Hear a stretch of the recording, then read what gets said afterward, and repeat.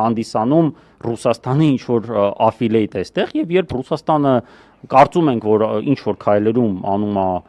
սխալ բաներ, նու կամ մեր ընկալման մեջ սխալ բաներ, մենք ազատ ենք դե դիրքորոշում արտահայտելու անկախ նրանից, թե ով ոնց է վերաբերում Ռուսաստանին, այնպես որ այդ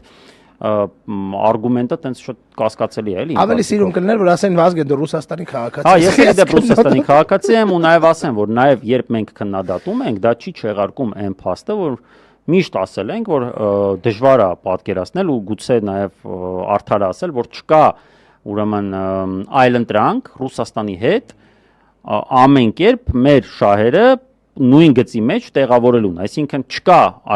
այսօր ոչ տնտեսական, ոչ էլ անվտանգային այլընտրանք Ռուսաստանին, դրանք այն այլընտրանքներն են, որոնք կան, որոնք ընդունելի չեն ցանկացած ինքնասիրություն ունեցող հայի համար, այսինքն դա կամ Թուրքիայի վիլայետնա կամ Ադրբեջանի միջոցով Թուրքիայի վիլայետնա եւ ուրիշ տարբերակ